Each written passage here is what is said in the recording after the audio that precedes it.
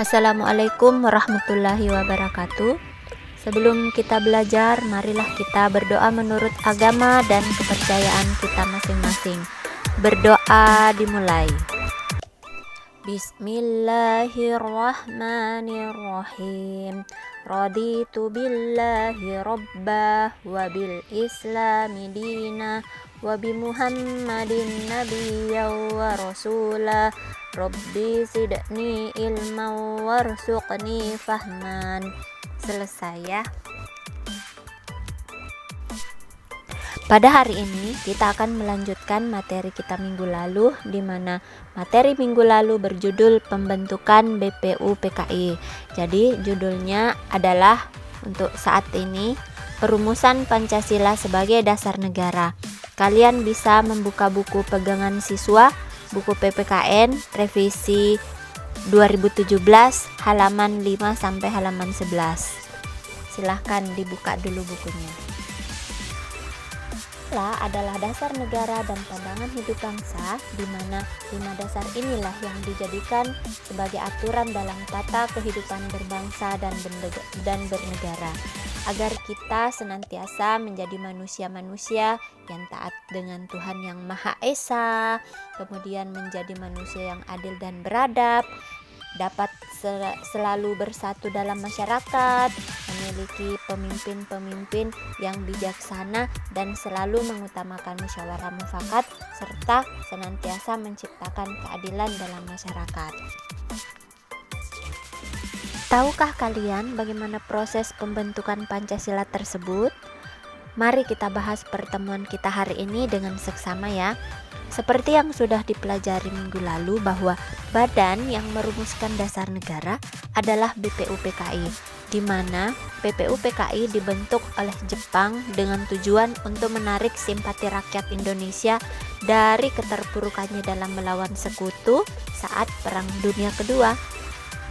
Sidang BPU PKI pertama yang dilaksanakan pada tanggal 29 Mei sampai 1 Juni 1945 diawali oleh pidato yang disampaikan oleh Ketua BPU PKI, yaitu Kanjeng Raden Tumenggung Rajiman Widyodiningrat, yang menyatakan bahwa untuk mendirikan Indonesia merdeka itu diperlukan suatu dasar negara.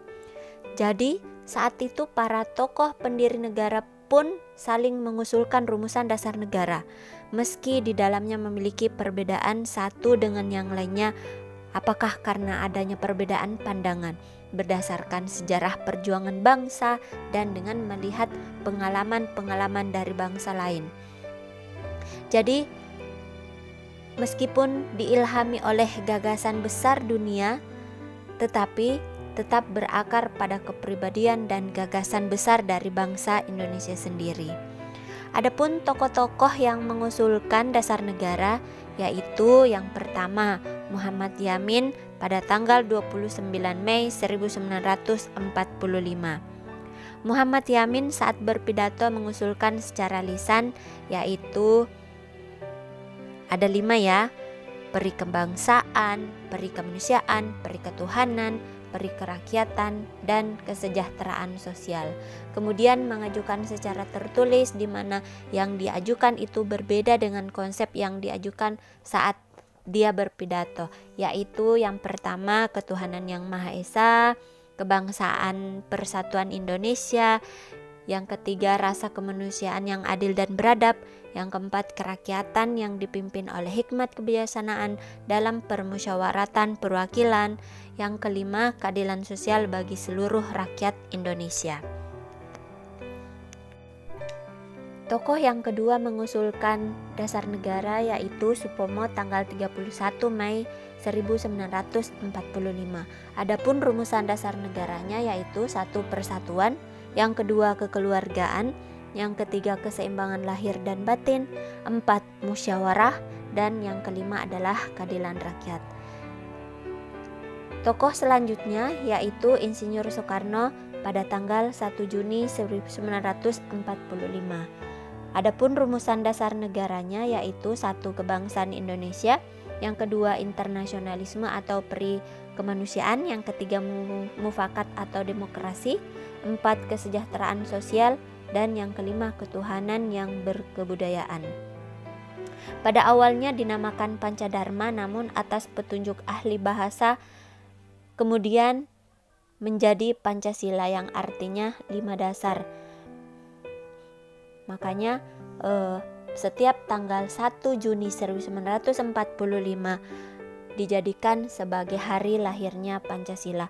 Namun isi Pancasila yang disebutkan oleh Insinyur Soekarno di atas itu masih dalam proses ya. Di akhir persidangan BPU PKI pertama dibentuk panitia kecil untuk mengumpulkan usulan-usulan dari 3 tokoh tersebut. Adapun anggota-anggotanya yaitu yang pertama Insinyur Soekarno, 2 Ki Bagus Hadikusumo, yang ketiga Kiai Haji Wahid Hasyim, yang keempat Mr. Muhammad Yamin, yang kelima Sutarjo Karto Hadikusumo, yang keenam A.A. Maramis, yang ketujuh Oto Iskandar Dinata, dan yang terakhir adalah Dr. Muhammad Hatta, Dr. Andes Muhammad Hatta. Karena belum juga diperoleh kesepakatan dalam panitia kecil tentang rumusan dasar negara, kemudian dibentuk lagi panitia 9 yang beranggotakan 9 orang, tujuannya untuk menyusun dasar negara.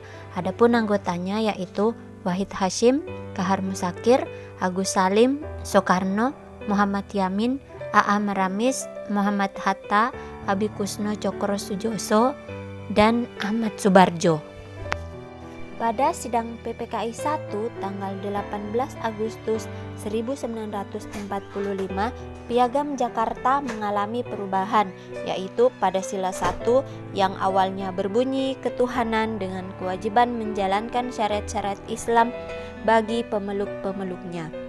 Perubahan tersebut dengan alasan rakyat Indonesia memiliki latar perbedaan agama yang berbeda. Ini merupakan aspirasi dari Indonesia bagian timur yang mayoritas beragama Kristen dan Katolik. Demikian pembahasan kita kali ini. Mudah-mudahan kalian dapat memahami dengan baik pelajaran kita hari ini. Untuk lebih memantapkan ilmu yang kalian dapatkan, silahkan dikerjakan tugas yang ada di classroom ya. Ibu akhiri, Assalamualaikum warahmatullahi wabarakatuh.